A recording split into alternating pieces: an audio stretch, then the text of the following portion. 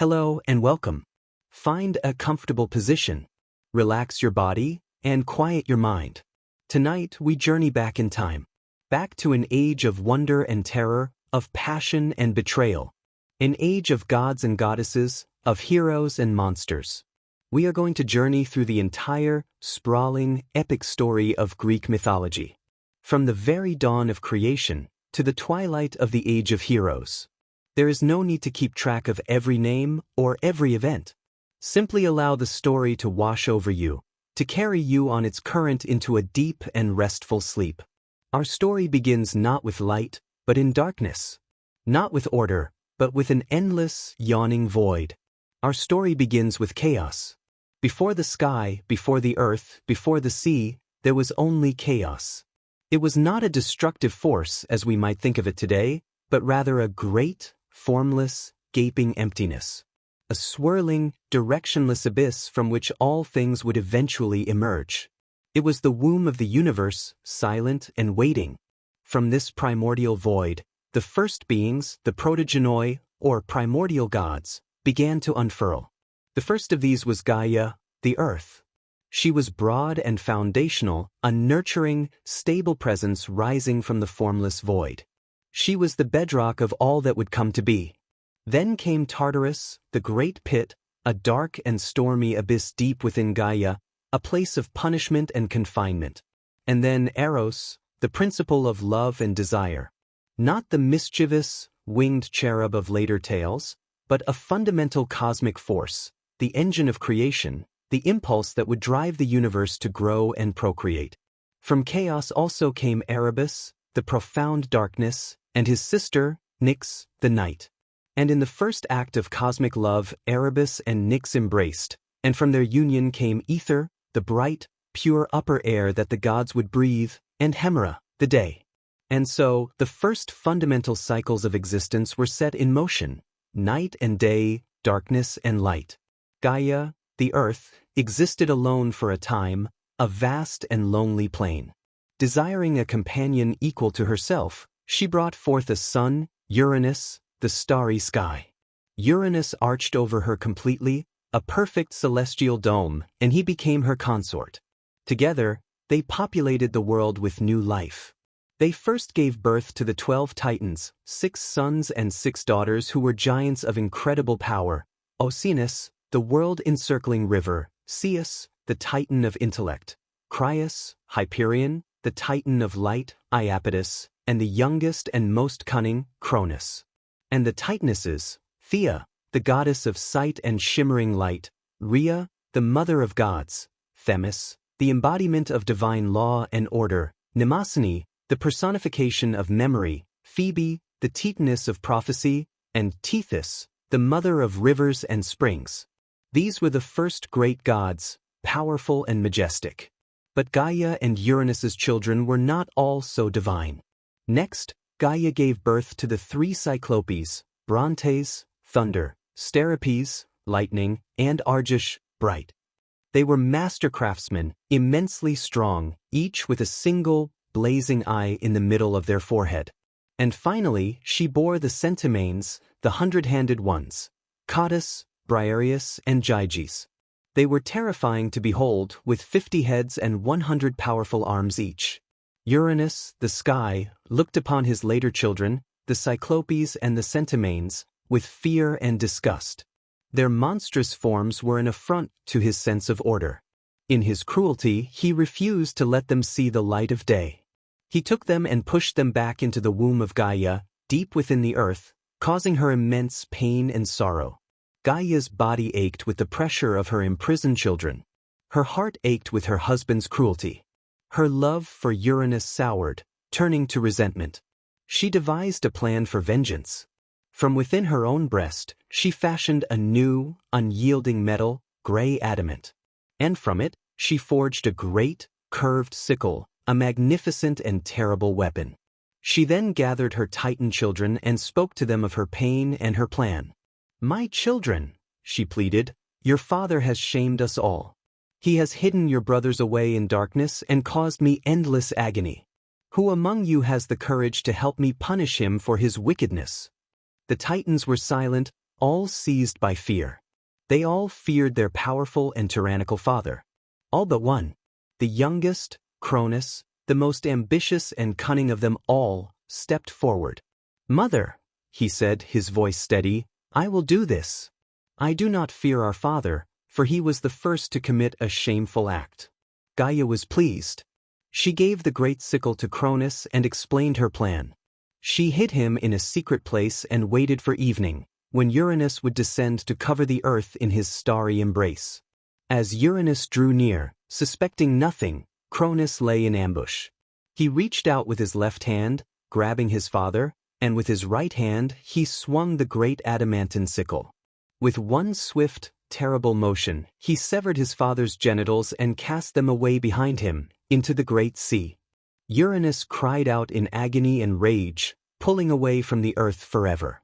From the drops of his blood that fell upon Gaia, the earth, more life was born. From them sprang the Erinyes, the Furies, vengeful goddesses who would pursue and punish wrongdoers. From the blood also came the Gigantes, the giants, a race of powerful, warlike beings. And from the sea foam that churned and frothed around the severed organs as they drifted in the sea, a new goddess was born. She floated towards the shore on a seashell, a being of breathtaking beauty and perfect form.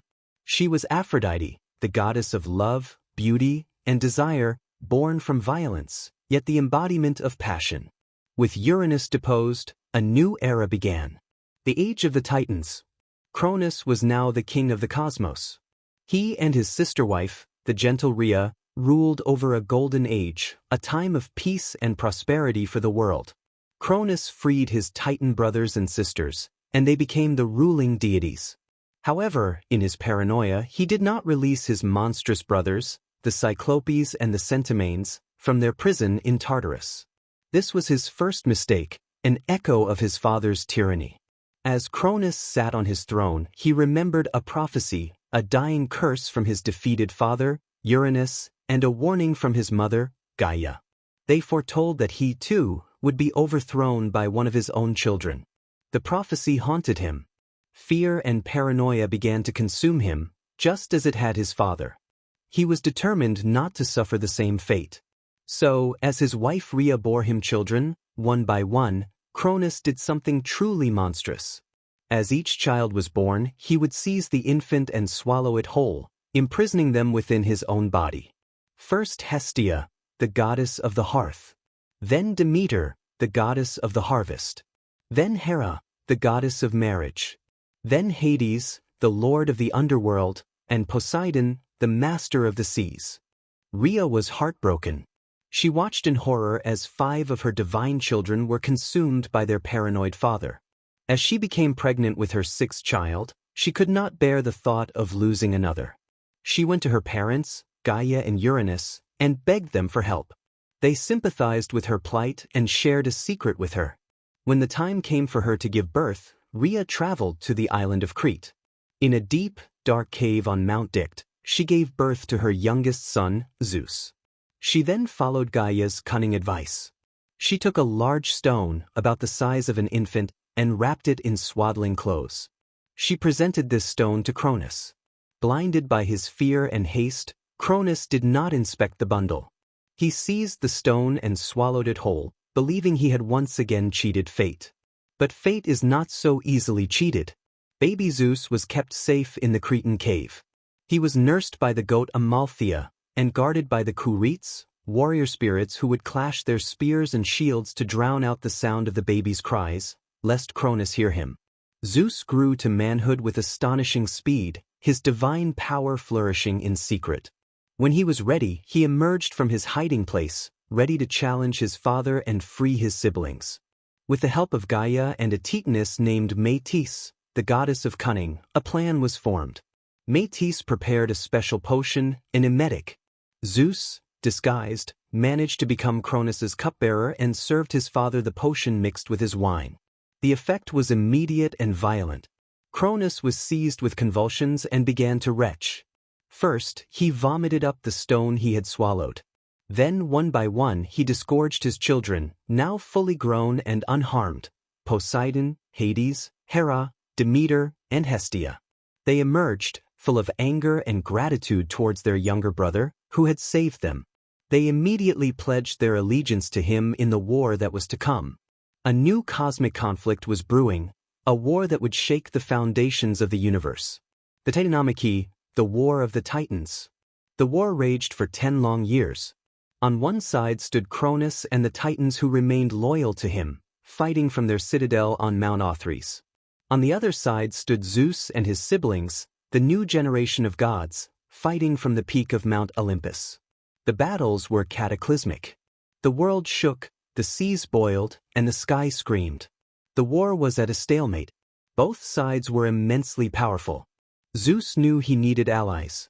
Following the advice of his grandmother Gaia, he journeyed down into the depths of Tartarus and did what his father had failed to do. He slew the guard, camp, and freed his long-imprisoned uncles, the 3 Cyclopes and the 3 Centimanes. This act turned the tide of the war. The Cyclopes, grateful for their freedom and masters of the forge, armed the new gods with incredible weapons. To Zeus they gave the thunderbolt, a weapon of immense destructive power. To Poseidon they gave the trident, a spear that could shake the earth and command the waves. And to Hades they gave the helm of darkness, a cap that could render its wearer invisible. The Centimanes, the 100-handed ones, joined the fray with their terrifying strength, pelting the Titans with barrages of rocks, 100 at a time.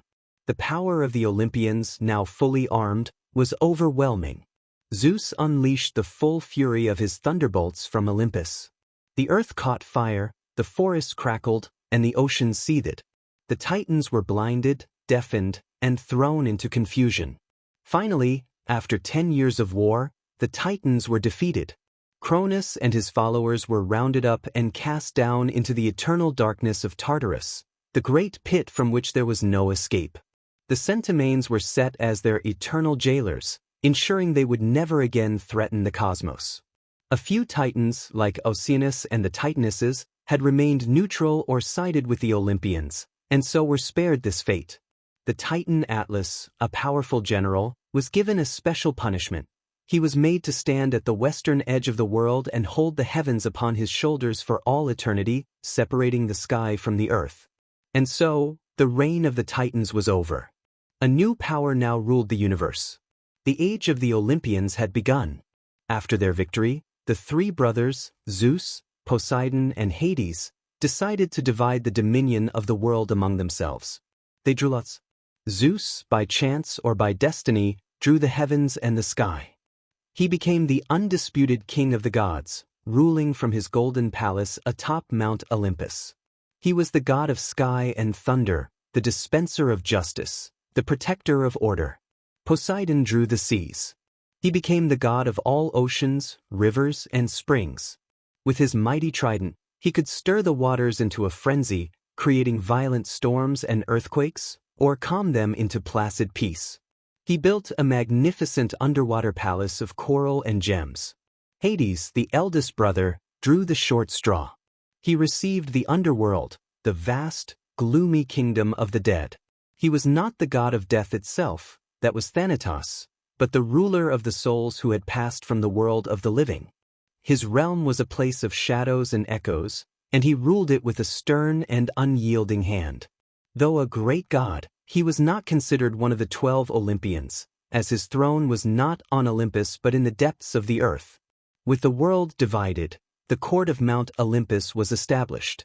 12 great gods and goddesses formed the ruling council.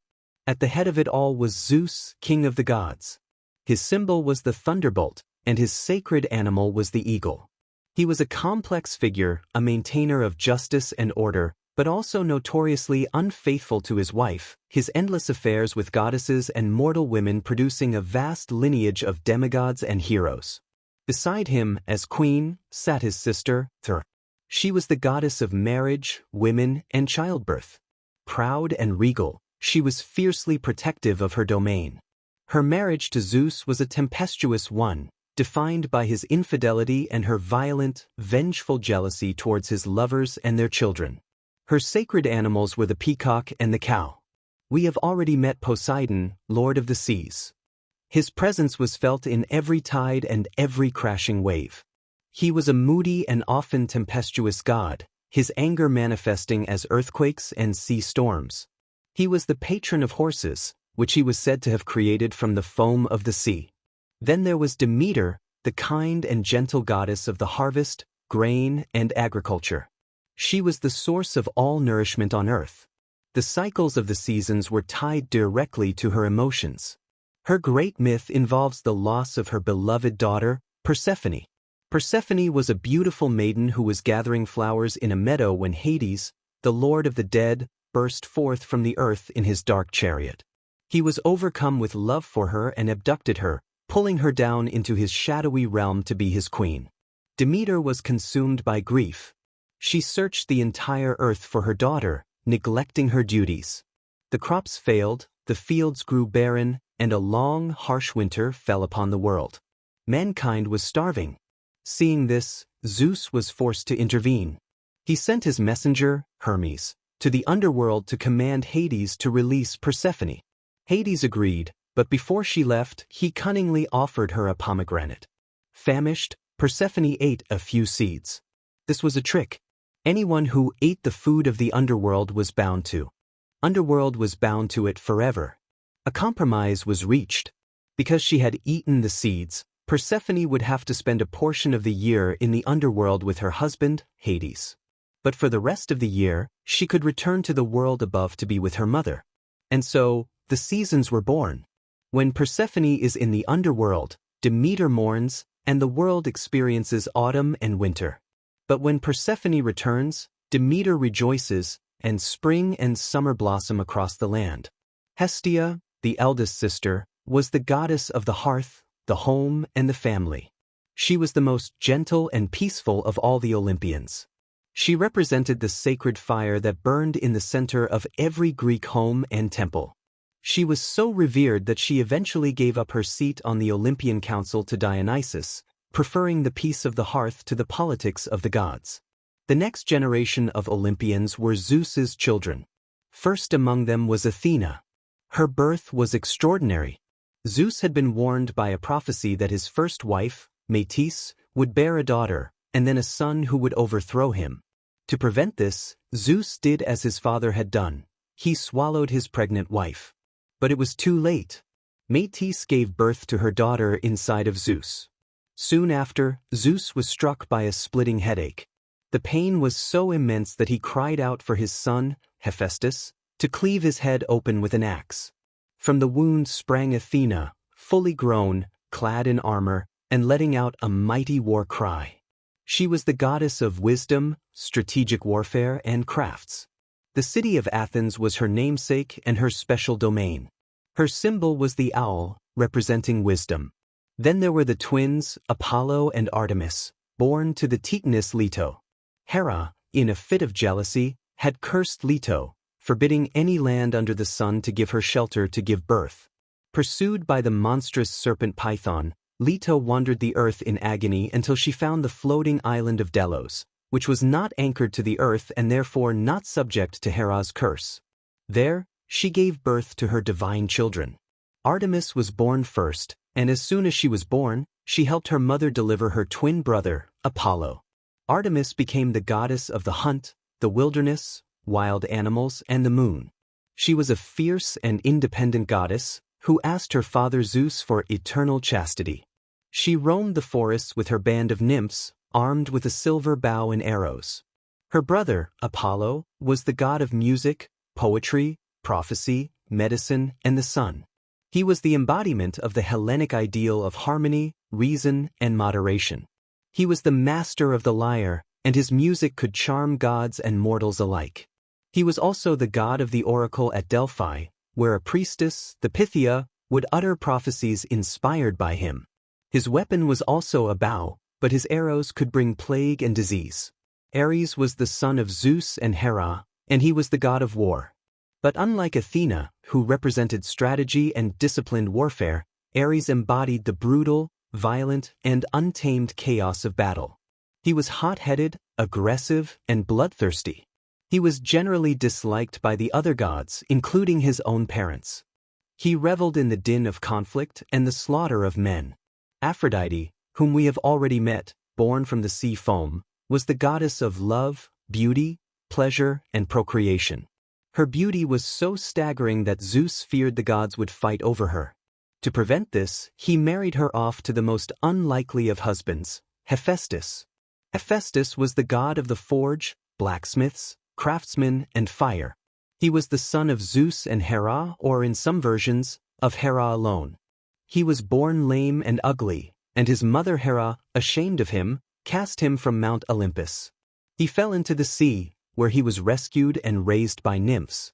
He became a master craftsman, forging magnificent jewelry, weapons, and armor in his volcanic workshop.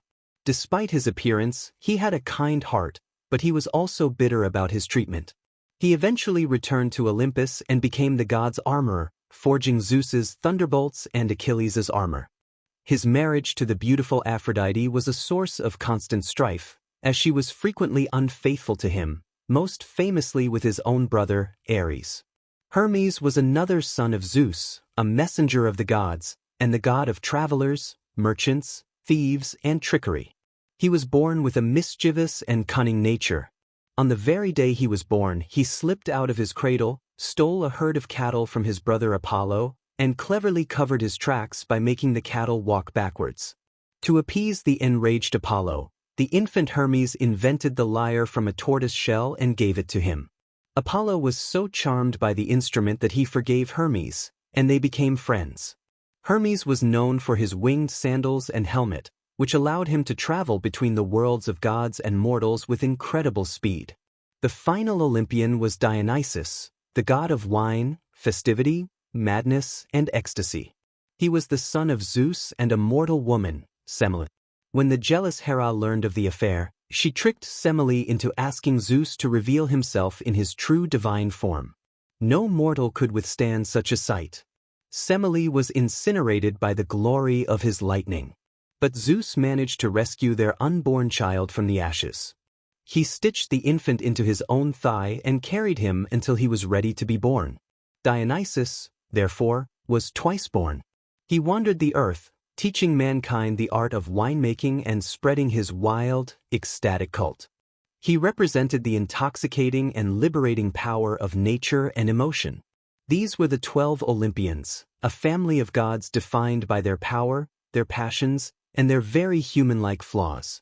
They were not distant, perfect beings, but active participants in the lives of mortals, their quarrels and desires shaping the course of human history. As the Olympians settled into their rule, their attention turned to the world they had won. It was a beautiful world, but it was empty of mortal life. The creation of humankind is a story told in several ways, but the most famous involves two titans who had been spared imprisonment, Prometheus and his brother Epimetheus. Zeus tasked the two brothers with populating the earth with creatures. Epimetheus, whose name means afterthought, eagerly took on the job.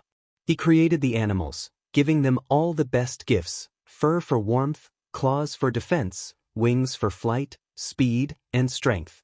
By the time he was finished, he had used up all the good qualities, and there was nothing left for the final creation man. He went to his brother, Prometheus, whose name means forethought, and confessed his mistake. Prometheus, who had a deep love for the creatures he was about to make, took over.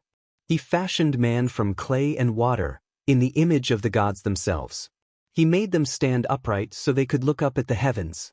But they were weak, naked, and helpless, living in dark caves, shivering in the cold. Prometheus's heart ached for his creation. He saw their potential, but he knew they could not survive without help. He decided to give them a gift that would change their destiny forever, the gift of fire. Fire was a privilege of the gods, kept hidden on Mount Olympus. Prometheus knew that Zeus would never agree to share it, so he decided to steal it.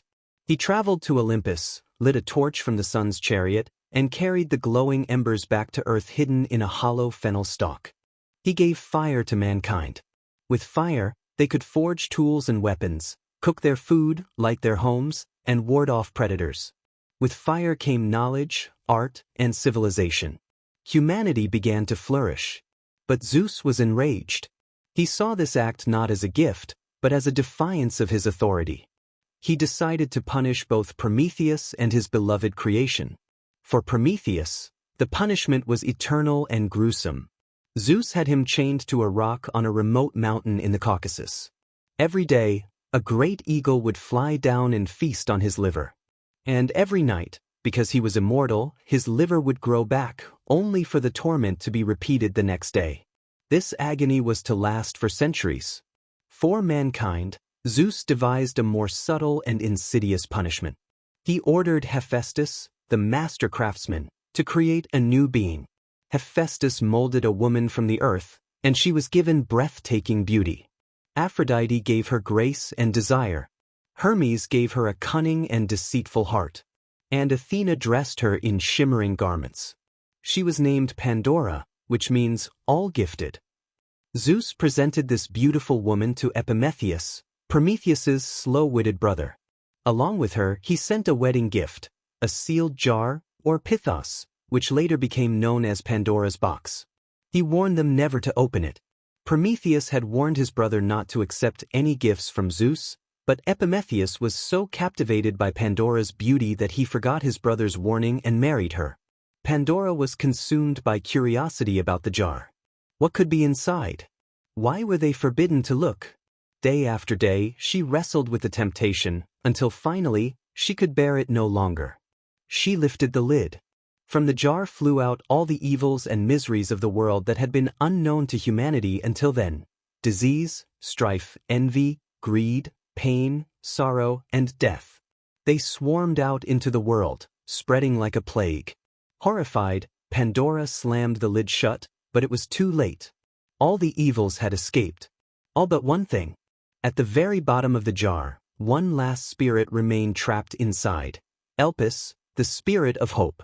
And so, even in a world now filled with suffering, humanity was left with hope to help them endure. This was the state of the world as the heroic age began. A world where mortals lived under the watchful and often meddling eyes of the gods. A world filled with hardship, but also with hope. And it was in this world that the first great heroes began to make their names. One of the earliest of these heroes was Perseus. His story begins with a prophecy given to Acrisius, the king of Argos. The oracle told him that he would be killed by his own grandson.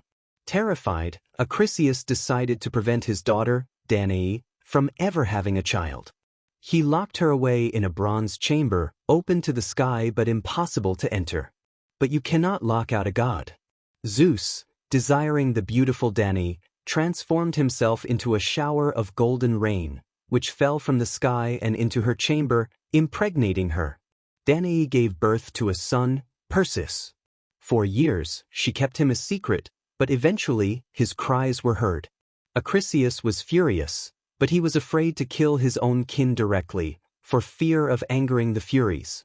So, he put Danae and the infant Perseus into a large wooden chest and cast it out to sea, leaving them to their fate. The chest washed ashore on the island of Seriphos, where they were found and taken in by a kind fisherman named Dictys.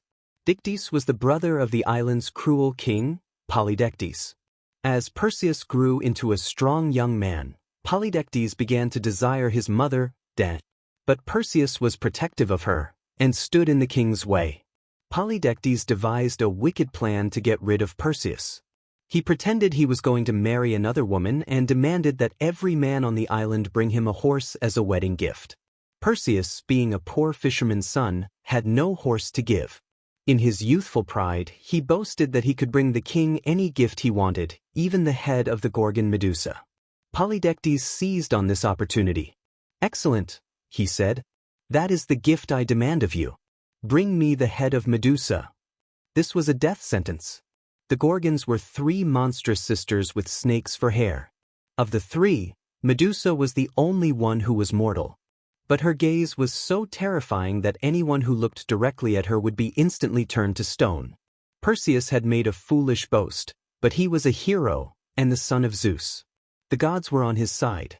Athena and Hermes appeared to him and offered their aid. They told him he would need special equipment for his quest.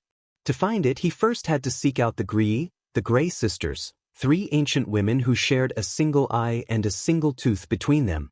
Perseus found the Grei in their cave. He waited until one was passing the eye to another, and then he snatched it from their hands. Blinded, they begged for their eye back.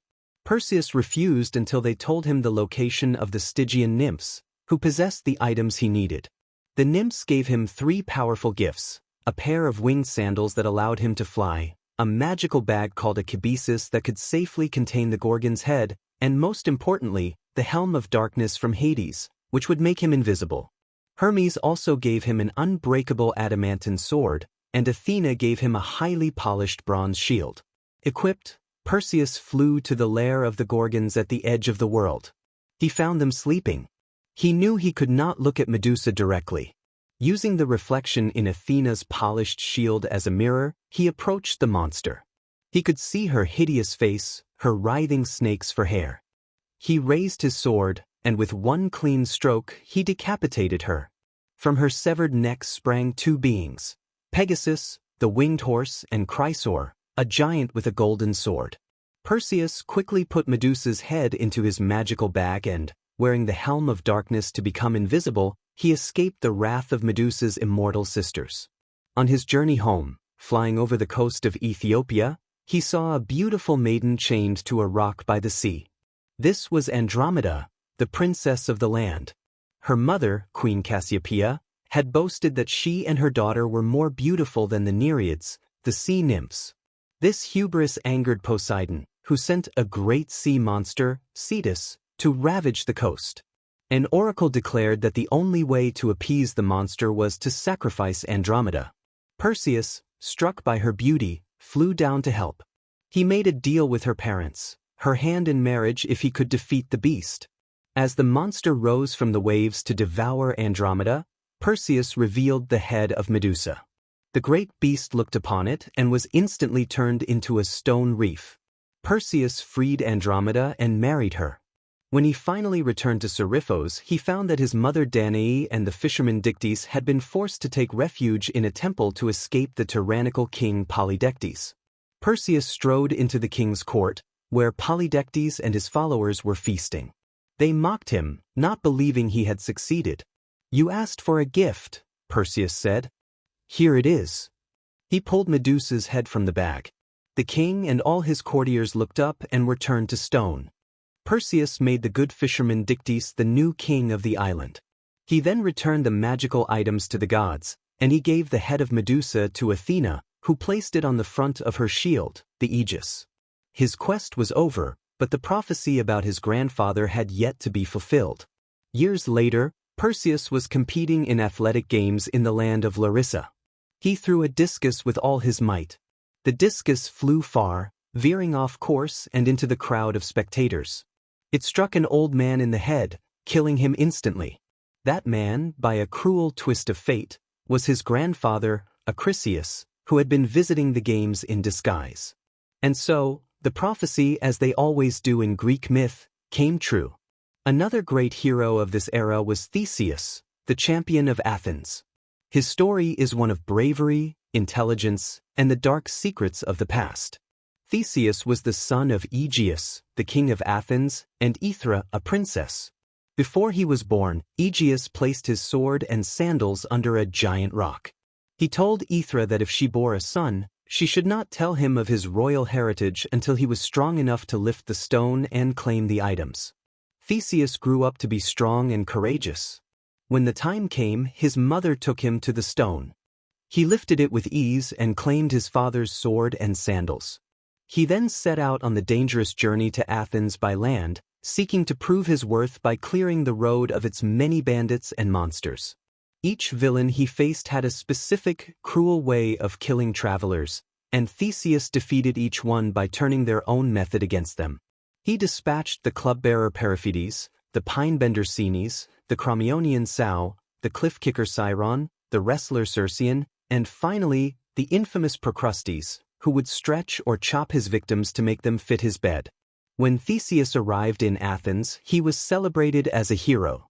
He did not immediately reveal his identity. The king's new wife, the sorceress Medea, the same Medea from the tale of Jason, recognized him and saw him as a threat to her own son's claim to the throne. She convinced King Aegeus that the newcomer was a spy and plotted to poison him. At a banquet, just as Theseus was about to drink the poisoned wine, he drew his sword to carve the meat. Aegeus recognized the sword instantly, knocked the cup from his son's hand, and embraced him. Medea, her plot foiled, fled in a chariot drawn by dragons. But a dark shadow hung over Athens. Years earlier, the son of King Minos of Crete had been killed in Athens. In retribution, Minos had conquered Athens and now demanded a horrifying tribute every 9 years. 7 young men and 7 young women were to be sent to Crete to be sacrificed to the Minotaur.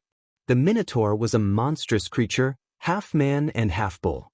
It was the offspring of Minos's wife, Pasiphae, and a sacred white bull sent by Poseidon.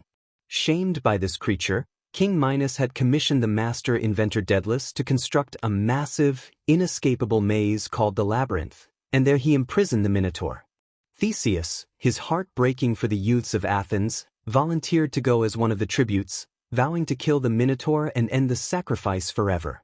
His father, King Aegeus, was distraught. He made Theseus promise that if he was successful, he would change the sails of his ship from black to white on his return journey, so that Aegeus would know from a distance that his son was alive. When the Athenian tributes arrived in Crete, King Minos's daughter, Ariadne, fell in love with Theseus at first sight.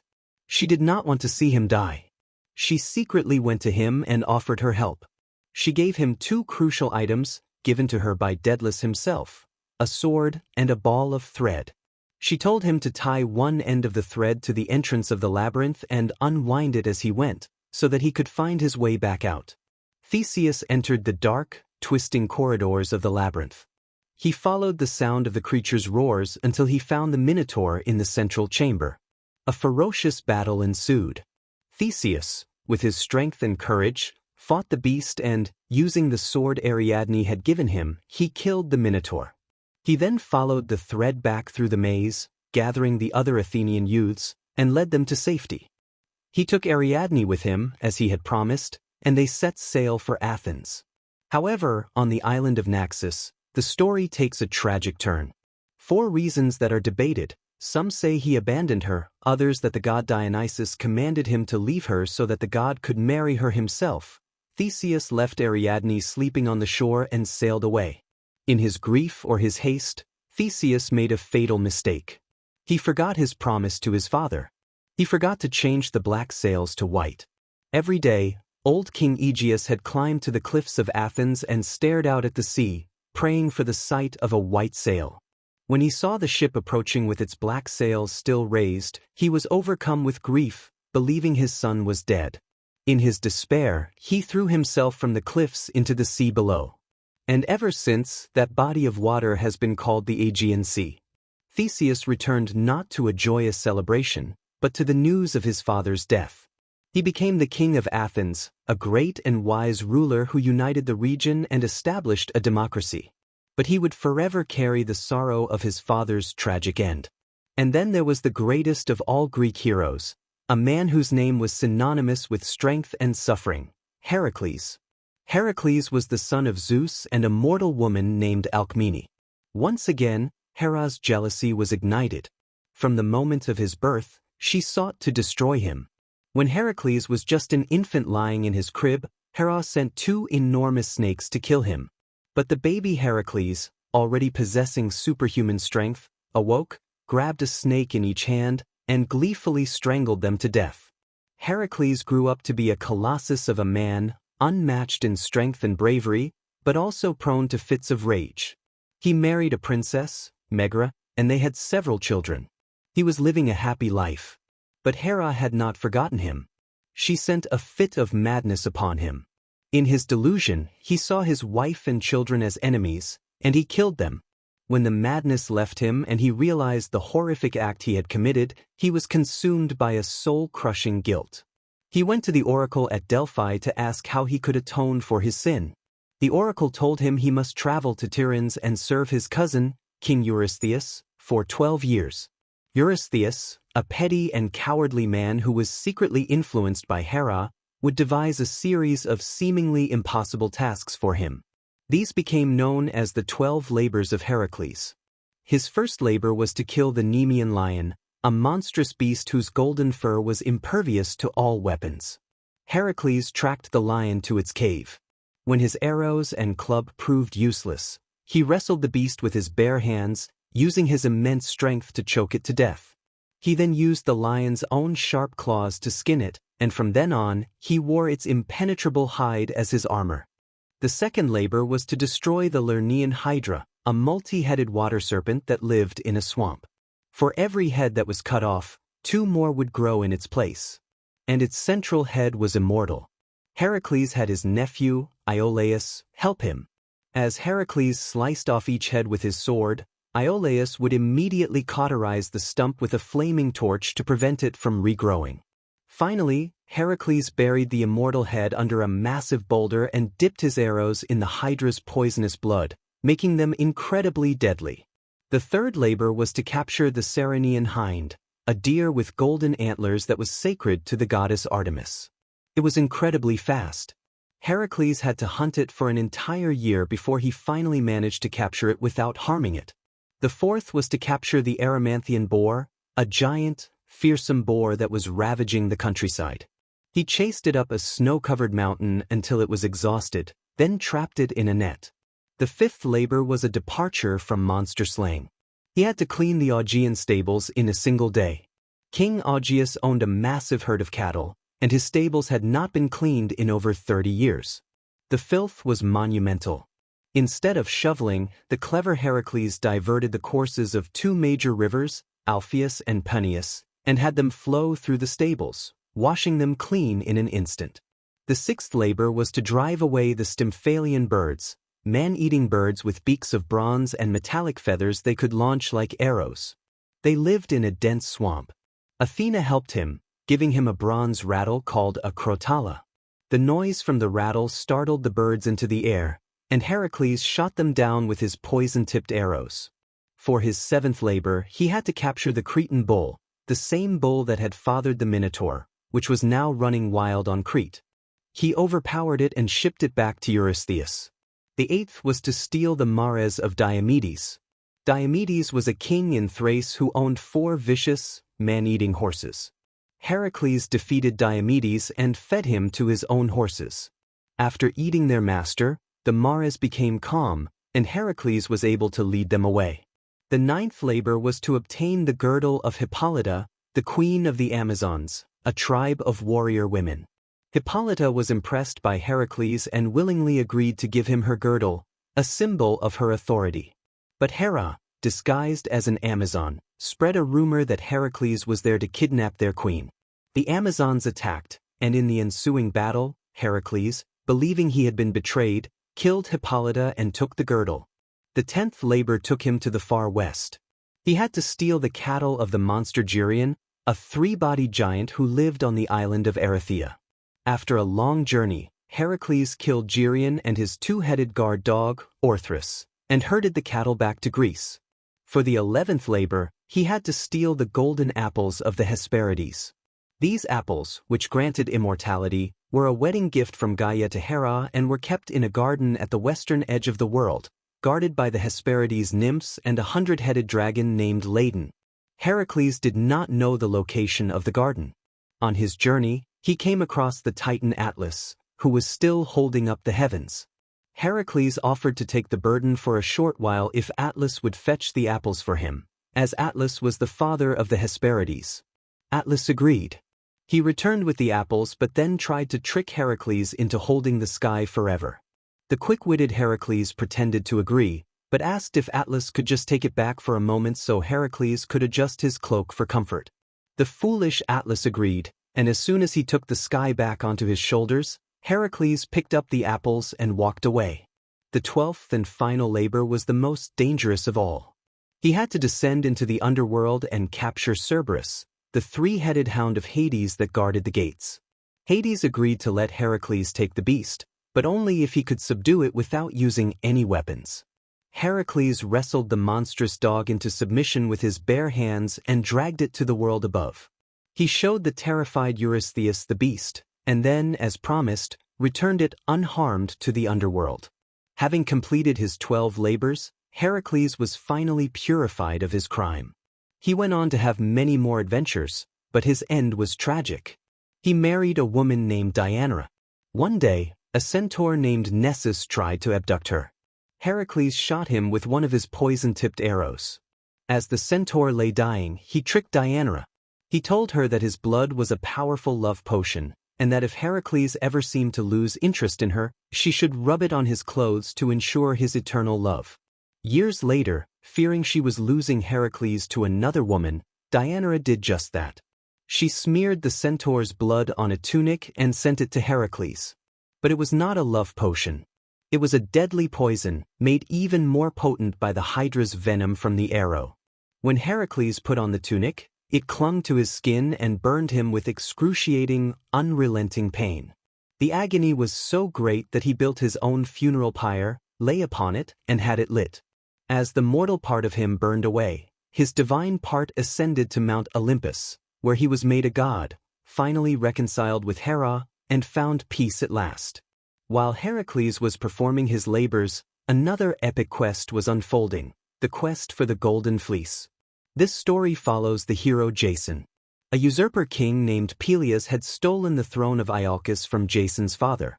Jason was sent away as a child to be raised in secret by the wise centaur Chiron.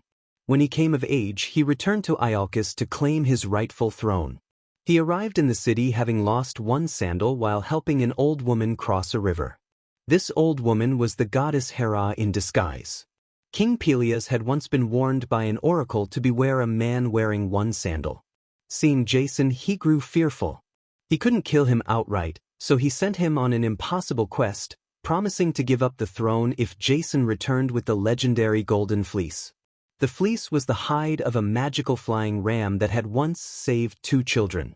It was now located in the far-off land of Colchis, on the eastern shore of the Black Sea. It was nailed to a tree in a sacred grove, guarded by a fearsome, sleepless dragon. Jason accepted the challenge. He commissioned a magnificent ship, the Argo, and assembled a crew of the greatest heroes of the age. They were called the Argonauts. The crew included Heracles, for part of the journey, the twins Castor and Pollux, the musician Orpheus, and many others. Their journey was long and perilous. They faced clashing rocks called the Symplegades that crushed ships, and they were harassed by harpies, foul bird women who tormented a blind prophet named Phineus. The Argonauts drove the harpies away, and in gratitude, Phineus gave them crucial advice for the rest of their journey. When they finally arrived in Colchis, the king, Aedes, was unwilling to part with the fleece. He agreed to give it to Jason, but only if he could perform a series of impossible tasks. He had to yoke a pair of fire-breathing bulls, plow a field with them, and then sow the field with dragons' teeth, from which would spring an army of stone warriors. The task seemed hopeless, but once again, a hero was saved by love. The king's daughter, Medea, was a powerful sorceress. Hera and Aphrodite made her fall madly in love with Jason. She met him in secret and gave him a magical ointment that would protect him from the fire of the bulls. She also told him how to defeat the stone warriors, by throwing a rock into their midst, which would cause them to fight and kill each other. Using Medea's magic, Jason completed the tasks. But King Aedes still refused to give up the fleece. Medea, having betrayed her father for her love of Jason, led him to the sacred grove that night. She used her magic to put the guardian dragon to sleep. Jason seized the golden fleece from the tree, and together with Medea and the Argonauts, they fled Colchis and sailed for home. King Aedes pursued them. To slow her father's ship, Medea committed a horrific act. She killed her own younger brother, dismembered his body, and cast the pieces into the sea. Her father, horrified, was forced to stop and gather the remains of his son, allowing the Argo to escape. When they returned to Iolcus, Peleus still refused to give up the throne. The vengeful Medea devised a final, gruesome plan. She demonstrated her magical powers to Peleus's daughters by cutting up an old ram, boiling it in a cauldron with magical herbs, and having a young lamb emerge. She told them they could do the same to rejuvenate their aging father. The foolish daughters believed her. They killed their father, cut him up, and boiled him in the cauldron, but Medea withheld the magical herbs. Peleus was dead, and Jason's revenge was complete, though he did not get the throne. The story of Jason and Medea, however, ends in tragedy. They settled in Corinth and had 2 sons. But Jason, ever ambitious, decided to leave Medea to marry the princess of Corinth. Medea was consumed by a rage born of betrayal. She had given up everything for Jason, her home, her family, her honor. In a terrifying act of vengeance, she sent a poisoned robe and crown to the new bride, which burned her and her father to death. Then, to inflict the ultimate pain on Jason, she killed their 2 sons.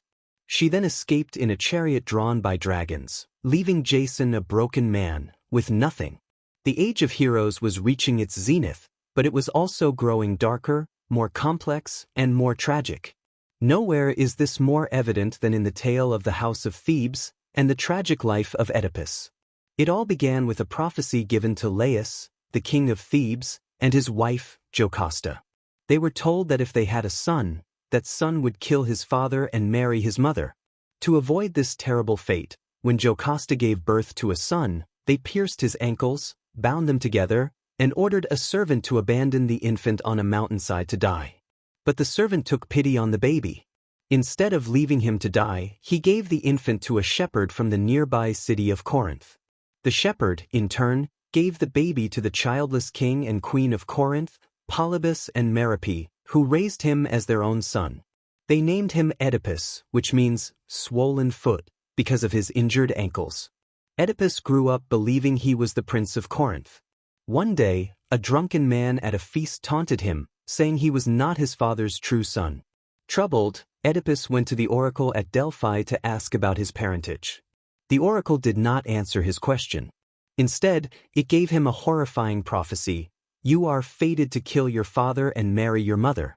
Horrified, and believing Polybus and Merope were his real parents, Oedipus resolved never to return to Corinth, to protect them from this terrible fate. He fled, and on the road, he came to a place where 3 roads met. There, he encountered a chariot carrying an older nobleman who arrogantly demanded that Oedipus get out of the way. Oedipus refused. An argument broke out, and in the ensuing fight, Oedipus, in a fit of rage, killed the nobleman and all of his attendants, save one who escaped. Unbeknownst to him, the man he had just killed was Laius, king of Thebes, his biological father. The first part of the prophecy had been fulfilled. Oedipus continued on his journey and eventually arrived at the city of Thebes. He found the city in a state of terror. Thebes was being plagued by the Sphinx, a monster with the body of a lion, the wings of an eagle, and the head of a woman. She sat outside the city gates and posed a riddle to all who tried to enter. If they could not answer, she would devour them. The riddle was, what goes on 4 feet in the morning, 2 feet at noon, and 3 feet in the evening? The acting ruler of Thebes, Creon, Jocasta's brother, had declared that anyone who could solve the riddle and defeat the Sphinx would be made king and could marry the widowed queen, Jocasta. Oedipus, confident in his intellect, faced the Sphinx and her riddle. He thought for a moment and then gave the correct answer: man. As an infant, he crawls on all 4s. As an adult, he walks on 2 feet. And in old age, he uses a cane, a 3rd foot. Defeated, the Sphinx threw herself from her rock and died. Thebes was saved. Oedipus was hailed as a hero. He was made the king of Thebes, and he married the queen, Jocasta. Unbeknownst to them both, he had married his own mother. The second part of the prophecy had been fulfilled. For many years, Oedipus and Jocasta ruled happily and had 4 children: 2 sons, Eteocles and Polynices, and 2 daughters, Antigone and Ismene. But then, a terrible plague fell upon Thebes. The crops failed, the people died, and the city was in despair. Oedipus, a good king, sent his brother-in-law Creon to the oracle at Delphi to find out the cause. The oracle's message was clear: the plague would not end until the murderer of the former king, Laius, was found and exiled from the city. Oedipus vowed to find the killer and bring him to justice, not knowing he was pronouncing a curse upon himself. He launched a full investigation. He summoned the blind prophet, Tiresias, who knew the terrible truth but refused to speak it. Enraged by his silence, Oedipus accused Tiresias of being part of the plot. Goaded, Tiresias finally revealed the truth: "You are the murderer you seek." Oedipus couldn't believe it. He thought it was a conspiracy by Creon to seize the throne. But slowly, horribly, the pieces began to fit together. A messenger arrived from Corinth to announce the death of King Polybus. Oedipus was relieved, thinking the prophecy was broken.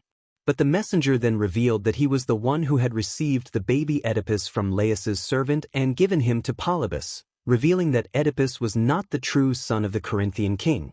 At the same time, the sole survivor of Laius's murder was brought forward. His testimony, combined with Jocasta's memory of her lost child with the pierced ankles, revealed the unimaginable truth.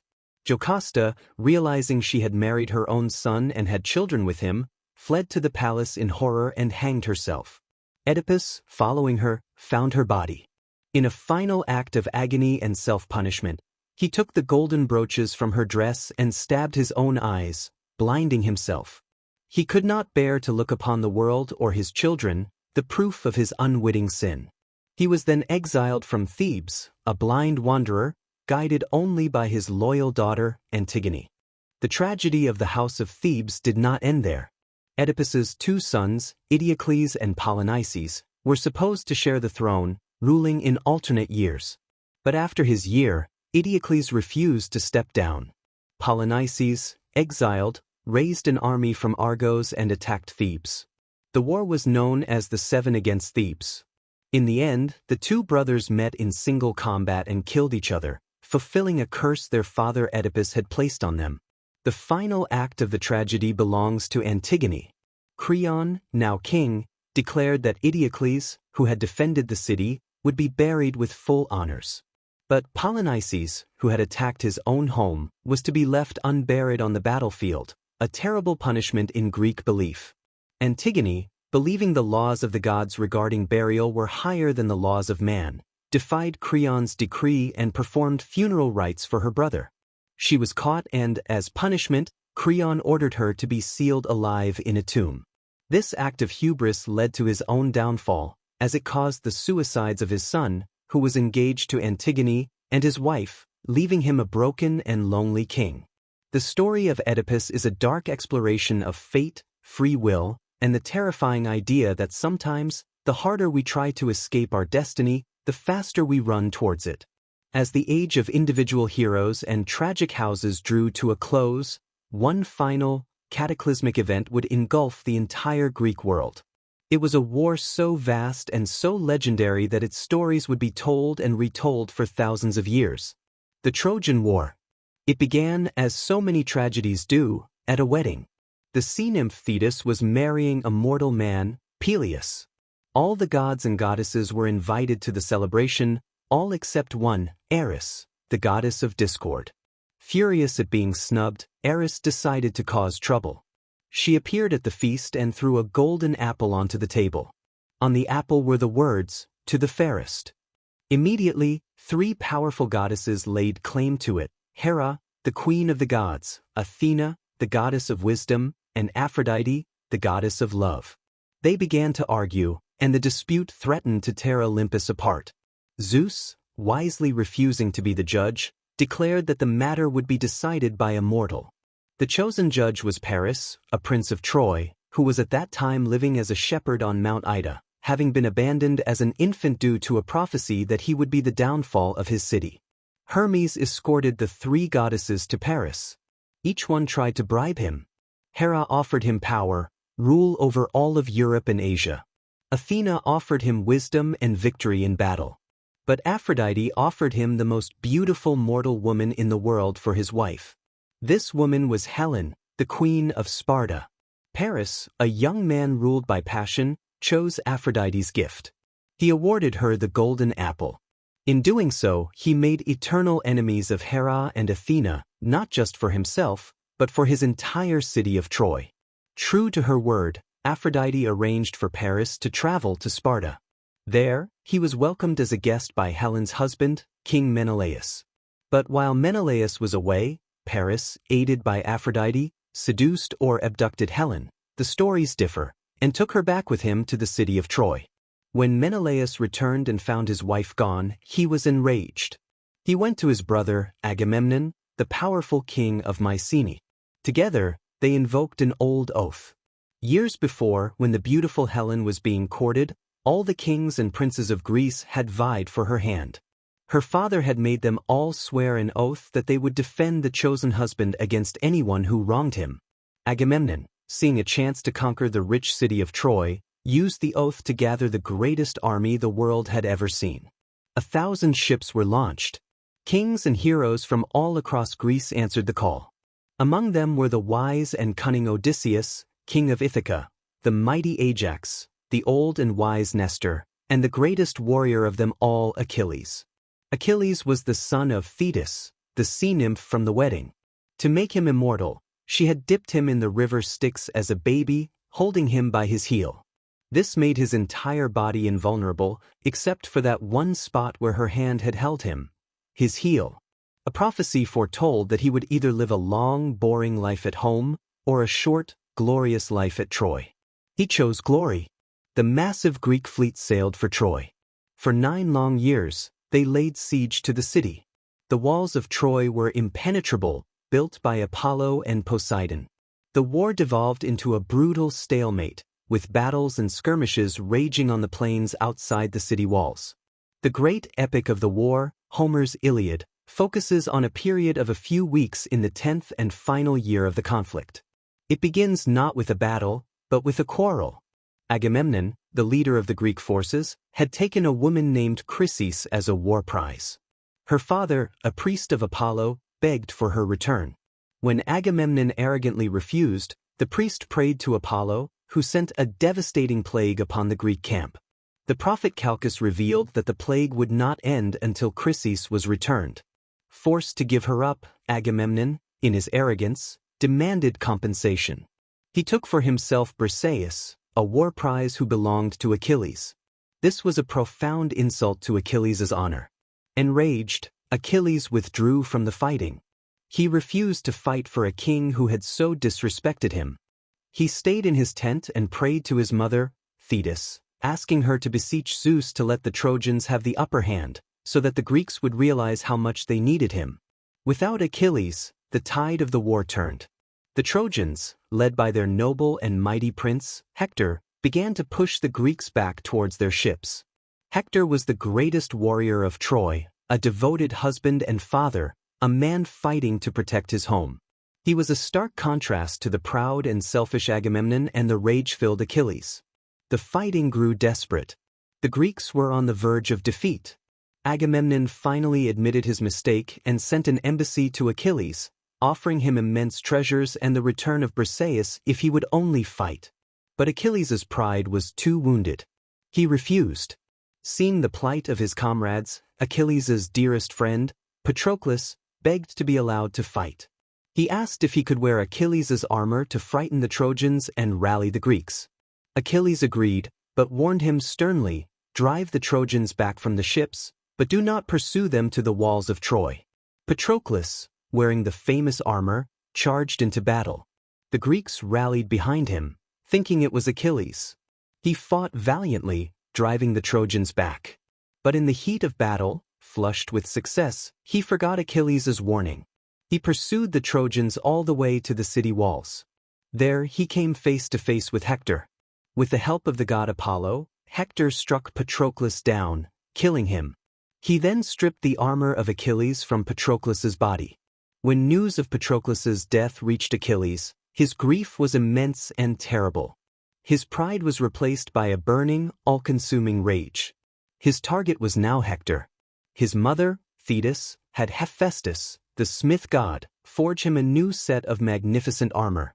Clad in this divine armor, Achilles returned to the battlefield, a terrifying force of destruction.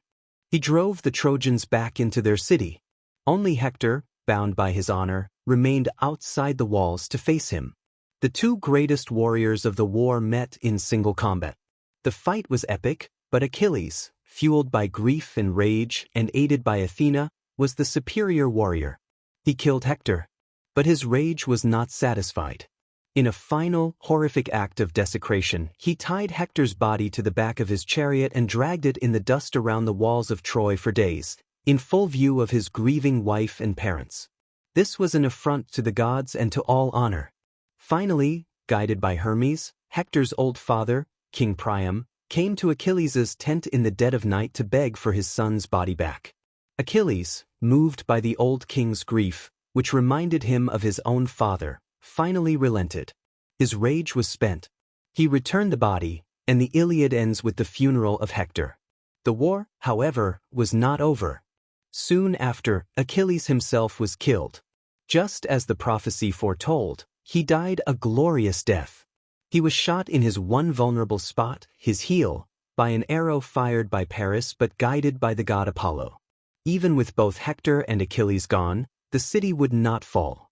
The war was finally ended not by force, but by cunning. It was the clever Odysseus who devised the final plan. The Greeks built a giant, hollow wooden horse. They filled its belly with their best warriors, led by Odysseus. Then the entire Greek fleet sailed away, pretending to give up and go home. They left the horse on the beach as a supposed offering to the goddess Athena. The Trojans were jubilant. They thought they had won. Despite the warnings of the priest Laocoon, who said, "I fear the Greeks, even when bearing gifts," and the prophetess Cassandra, who was cursed to never be believed, they dragged the giant horse into their city and began to celebrate. That night, as the Trojans slept in a drunken stupor, the Greek warriors crept out of the horse. They opened the city gates to let in the rest of the Greek army, which had secretly sailed back under the cover of darkness. What followed was a night of brutal slaughter. The city of Troy was sacked, burned, and utterly destroyed. The men were killed, and the women and children were taken as slaves. The great Trojan War was over. But victory came at a great cost. The Greeks had angered the gods with their brutality and sacrilege during the sack of the city. Their journeys home, known as the Nostoi, were fraught with peril. Many were shipwrecked and lost. Agamemnon returned home only to be murdered by his wife, Clytemnestra, who had taken a lover while he was away. The most famous of these homeward journeys is that of Odysseus, a 10-year ordeal recounted in the epic poem, the Odyssey. His journey home to his island kingdom of Ithaca was a story of its own, a testament to his endurance, his wit, and his deep longing for home. He and his men were first blown off course to the land of the lotus eaters, where some of his crew ate the intoxicating lotus fruit and forgot their desire to go home. Odysseus had to drag them back to the ship. Next, they came to the island of the Cyclopes. Odysseus and a scouting party were trapped in the cave of Polyphemus, a giant, one-eyed shepherd who began to eat his men one by one. To escape, the clever Odysseus got the Cyclops drunk on strong wine. When the giant asked his name, Odysseus replied, "My name is Nobody." Once Polyphemus fell into a drunken sleep, Odysseus and his men took a giant olive stake, sharpened it, hardened it in the fire, and plunged it into the Cyclops' single eye, blinding him. The giant roared in pain, and when other Cyclopes came to see what was wrong, he cried out, "Nobody is killing me." The others, thinking him mad, left. To escape the cave, Odysseus tied his men to the undersides of the giant's sheep. As the blind Polyphemus led his flock out to graze, he felt their backs, but not the men hidden underneath. As they sailed away, Odysseus, in a moment of hubris, taunted the giant and revealed his true name. Polyphemus, who was a son of Poseidon, prayed to his father, cursing Odysseus and asking that he either never reach home, or that he reach it late, alone, and to find a world of trouble. This curse would follow him for the rest of his journey. He visited the island of Aeolus, the keeper of the winds, who gave him a bag containing all the winds except the gentle west wind that would blow him home. But his greedy crew, thinking the bag was full of treasure, opened it just as they were in sight of Ithaca. The winds rushed out and blew them all the way back to Aeolus, who refused to help them again. They encountered the Laestrygonians, a race of giant cannibals, who destroyed all of his ships except his own. He sailed on to the island of the home of the sorceress Circe. She turned his men into pigs.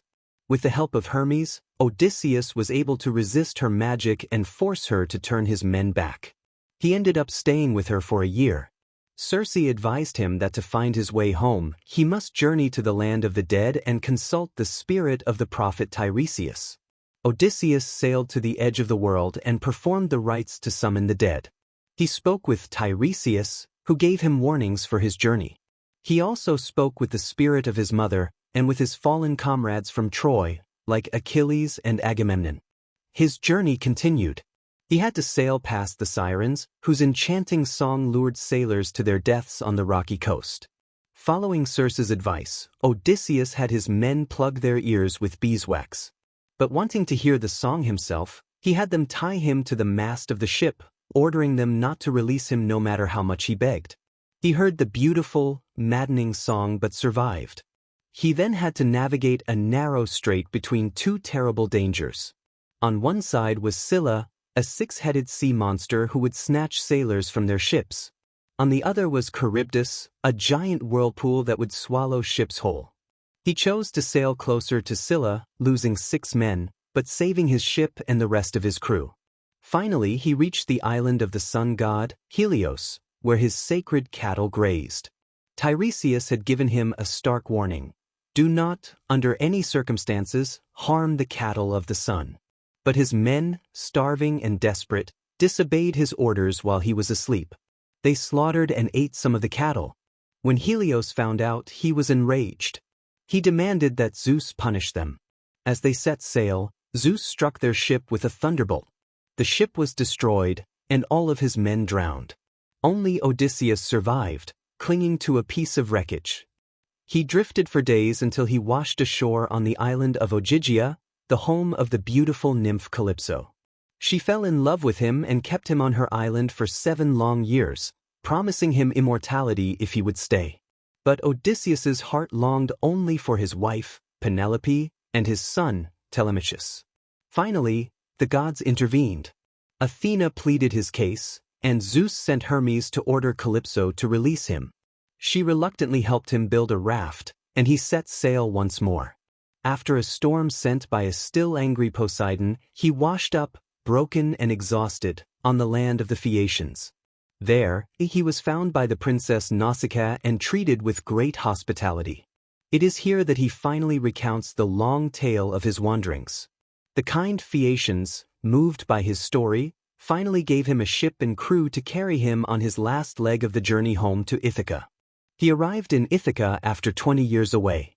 He found his palace overrun with arrogant suitors, all vying to marry his wife Penelope and take his throne.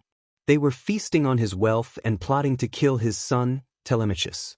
Penelope had remained faithful all this time, cleverly putting them off by saying she would choose a husband only after she finished weaving a burial shroud for her father-in-law. But every night, she would secretly unravel the work she had done that day. With the help of Athena, Odysseus was disguised as an old beggar. He revealed himself to his now-grown son, Telemachus, and together, they devised a plan. Penelope, inspired by the gods, announced a final contest for the suitors. She would marry the man who could string Odysseus's great bow and shoot an arrow through 12 axe heads lined in a row. One by one, the suitors tried and failed. None were even strong enough to string the bow. The disguised Odysseus then asked for a turn. The suitors mocked him, but he easily strung the bow, and with a steady hand he shot the arrow perfectly through the axe heads. He then turned the bow on the suitors. With Telemachus and a few loyal servants at his side, he slaughtered every last one of them, cleansing his hall of their insolence. He was finally reunited with his loyal wife, Penelope, and restored to his rightful place as king. His long, painful journey was over. He was home. The Trojan War and the return of its heroes marked the effective end of the heroic age. The great figures who had communed with gods, fought monsters, and shaped the world with their strength and courage were gone. The world of myth began to recede, fading into the realm of story and memory. The gods of Olympus slowly withdrew from their direct and constant intervention in mortal affairs. The gap between the human and the divine grew wider. And so, our long journey through the annals of Greek mythology comes to a close. From the formless void of chaos to the bloody fields of Troy. From the cosmic struggles of the gods to the very personal trials of heroes. It is a story of creation and destruction, of love and war, of hubris and honor, of fate and the struggle against it. These tales, born in the mists of ancient Greece, have echoed through the centuries, not just as entertainment, but as profound explorations of the human condition. They are stories that explain the unexplainable, that give meaning to suffering, and that remind us of the timeless power of hope, courage, and the long, difficult journey home.